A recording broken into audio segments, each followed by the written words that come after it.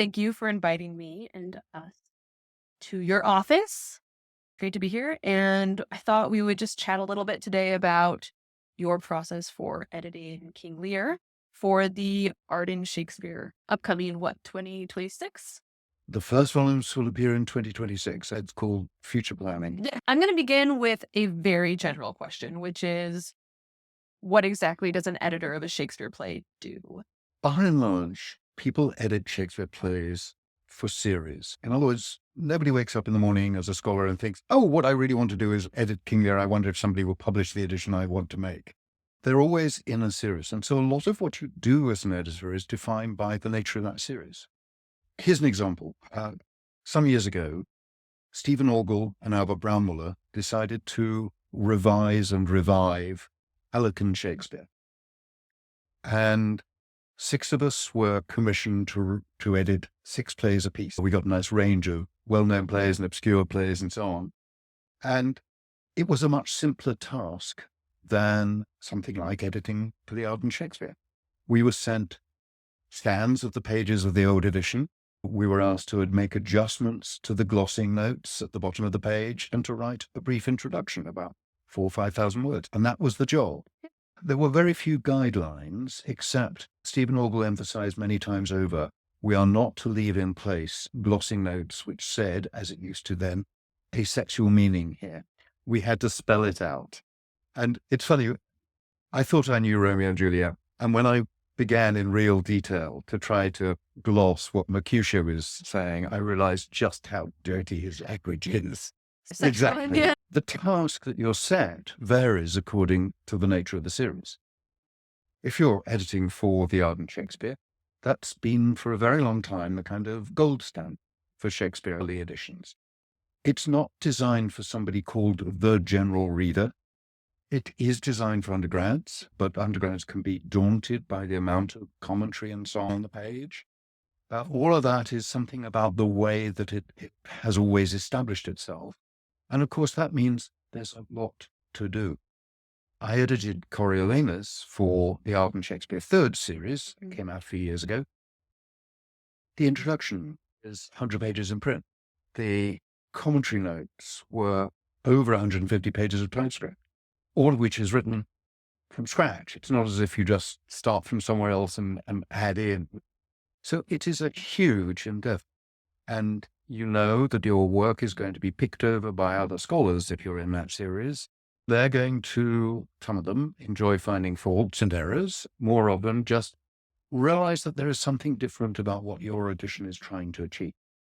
One of the things we're already finding with the Arden Shakespeare Fourth Series is just how much has changed in our thinking about Shakespeare plays since the Third Series. Really? Volumes that are now 25, 30 years old look as though they come from a completely different era of study in terms of gender, in terms of race concerns, in terms of how the practice of the detail of editing is achieved. And I think one of the things that is really invisible to most readers is how much work goes into deciding what word, what punctuation mark, who speaks what, and where, and when you have to make changes, and so on. Nobody wants to read, unless you're a really strange scholar, an unedited version of an early text. You want to see it modernized. You want to see stage directions that are missing put in.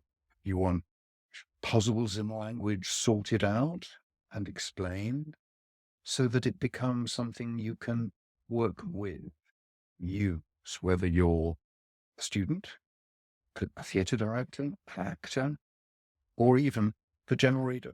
And that's a lot of audiences to be thinking about for Very much. you as the editors. In your work with King Lear specifically, what do you find are your kind of guiding principles, or who's your audience that you think you're writing to as when you're doing commentary, when you're writing the introduction?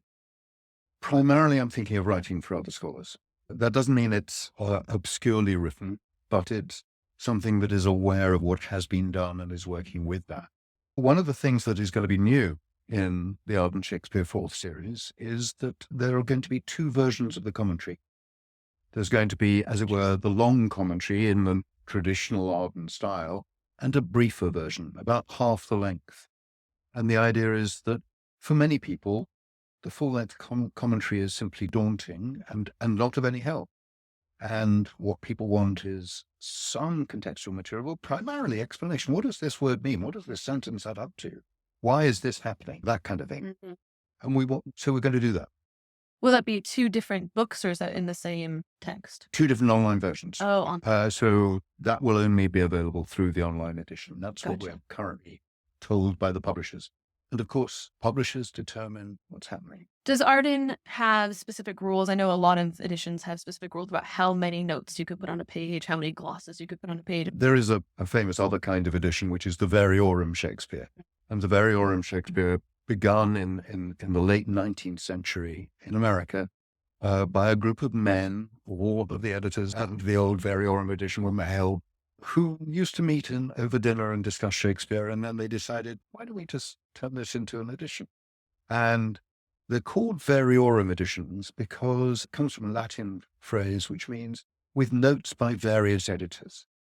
And it really brings together everything. So that series was published through the 1890s and on into the early 20th century. It now exists as the new Variorum Shakespeare. And when the new Variorum King Lear came out just a few years ago, brilliantly edited by Richard Knowles, it's in 2 packed volumes. Each volume is over 1,000 pages, and the typeface is tiny. Frankly, I use a magnifying glass to read it because there is so much going into it. Now, is that for a general reader? No. You get 1, or if you're lucky, 2 or 3 lines of text, and then perhaps 2 or 3 or 4 or 5 pages of the notes. Wow. For just those few lines of text. And that's the new Variorum might be one resource that you use as an editor to, what we would say, research what you're going to be writing or thinking about with the play. I'm assuming you watch a lot of productions of King Lear? Yes, and read a lot about other productions that either were never filmed or precede filming, in order to use that both in the introduction and in the commentary, to be able to say at this point, actor X did this, and isn't it interesting that the actor made that choice on that particular moment, doing something strange and different and making a different kind of comment by doing so. There are so many resources that we now have because we're editing in an online era. Here is an example. When I was first editing Shakespeare, if I wanted to check a word in the Oxford English Dictionary, I had to go to the library and take down one of the 18 volumes of the Oxford English Dictionary and turn to the right page and read it and take some notes and so on. Now I have it all online. The result is I check much more in the OED because it's instantly to hand. Yeah. One of the things we know is that the Oxford English Dictionary is inevitably not totally reliable about when a word is first used. It argues that Shakespeare was the first user of many words that no, he didn't. It wasn't. Right. And the OED is endlessly being revised and corrected with that kind of thing in mind. But there's a wonderful resource called Early Print, or one word, earlyprint.org, which is a corpus of searchable work from the early modern period, thousands upon thousands of books. And I can search a word in that. I can get antedatings to Shakespeare. I can get a broader sense of early modern usage for that word. And I may find that actually the only thing that turns up is indeed a passage from Shakespeare, and it may be indeed Shakespeare's invention. But I'm now much surer, even if I can't be entirely sure, about what's happening. So all of that changes just the granular detail of the editing. It seems to me that kind of research could go on forever. And does, because the play is going to, somebody else is going to edit King Lear after me in another edition for a different series, or for the Arden Shakespeare Fifth Series, by which point I'll be long gone. So how long have you actually been working on this edition? I've been working as one of the general editors of the Arden Shakespeare Fourth Series for about 5 years so far. I've been working in detail on King Lear for about 3 of those years. I'd agreed earlier, but really got stuck into it about 3 years ago. And it is very much endlessly work in progress. There is a point at which you just have to say, I can't tinker with the text and the commentary anymore. It's done. And it has to be prized out of my hands and turned into a published work, particularly with something like King Lear. First of all, there is such tremendous amount of brilliant scholarly writing, new scholarly writing, older, earlier thinking about it, and also because our view of the play, particularly the text of the play, has changed radically over the last half century. Scholars knew for ages that there are two different early texts of King Lear, a quarto published in 1608, and the text as it appears in the first folio, and that these are very different texts from each other. Whole scene's different. Whole scenes absent, and hundreds of tiny things changed, or not the same, and long speeches, present or absent, all kinds of changes. They're pluses and minuses. It's not all in one direction. In brief, there are about 300 lines in the quarto that don't appear in the folio, and about 100 lines in the folio that don't appear in the quarto. Nobody quite knew what to think about that. Were they two witnesses of the same original, or did they represent something different? And in the 1980s, a different kind of argument strongly emerged, that the folio shows us Shakespeare's revision. I think the idea that Shakespeare revised the text is one I'm perfectly happy with. The idea that there was a revision is something I don't accept. There is nothing to prove that this was all done at one time. Right. The whole problem with texts that appear in the folio is that all we know is that they were in this state when they reached the printer sometime in 1621-22 when the printing began. Which is after Shakespeare's dead. Which is exactly hard to revise as an edit. Exactly. But if we take there's a moment where the fool in Lear has a speech known as the Fool's Prophecy. It's a vision of the future. It's an imaginary vision. When was it written? I don't know. Who was it written by? I don't know that either. Can I guarantee it was written by Shakespeare? No. Could it have been an invention by the actor playing the fool? Yes. Was it the first actor playing the fool, or was it a later actor playing the fool? Possibly. All I know is by 1623 it existed because it was printed. And beyond that, I can't be sure. And it's not in the quarto. And it's not in the quarto. So when you have a moment like that, you have to think, what am I trying to do? Where do I put it in my edition? Do I simply print, as it were, the maximal text with all the quarto text and all the folio text combined? Or does that misrepresent something? Does that create a play that never really existed? And this is why I think editing a text like King Lear presents a very daunting. It's terrifying. Yes, I don't know how you do it. There have been many moments where I thought, why did I watch to it? And it's only going to get worse. I know that. Stanley Wells, who still at the age of 94 is an active Shakespeare scholar of great brilliance. When Stanley retired, the first thing he did was to edit King. And he made a very strong decision. He edited the quarto text. He didn't edit something between quarto and folio or combining the two. Passages that are only in folio just aren't there. And he's absolutely clear on the title page that's what it is. This is King Lear, the quarto text. And being Stanley and having a work ethic that puts the rest of us to shame and makes us all feel lazy and idle, he produced something very brilliant by that narrow focus and concentration. The difficulty is, and this is where scholars argue and get rather heated about it, I don't know when the folio text was I know when it ends, 1623 when it's printed, but I don't know at what point that text began to come into being. It's a puzzle. Can I ask if you're going to be conflating the quarto and the folio in this edition, or is that going to be a secret? No, it's not a secret. It's going to be primarily quarto, but I do think there are moments where it has errors because of the nature of its printing that I think folio helps with. The longer passages that are folio only are going to be in an appendix, except for one, which I think I'm going to keep in the main text. But it's still all up in the air and up for grabs. Yeah. And would you say that you as the editor are wanting to showcase the differences, have it in different, one in italics, one in bold, or is it just this is the text and we let them? Absolutely. I think those kinds of games, if you like, Yeah. with how you present the text, tend to give the question of the source of the text too much primacy. I want people to be interested in reading King Lear in the two different versions we have. But if that's all they're interested in, if that's the first thing they're interested in, I think they're missing, as it were, the experience of reading In the text. the play, Right. of grappling with this absolutely. Because, for instance, if we go see King Lear at the theater, no one's going to be like, you're almost reading a new text every time you see it performed in that way. Directors edit their own versions of Shakespeare plays almost all the time. Actually, I don't want to go to the theatre and sit through a 4 to 5 hour Hamlet. Sorry, it just doesn't appeal. I want to know those other scenes are there and the other speeches are there. But directors, actors, everybody involved in a production cut and shape the play according to the version they want. In its way, it's a bit like what happens when you do Shakespeare in another language and you have a brand new translation.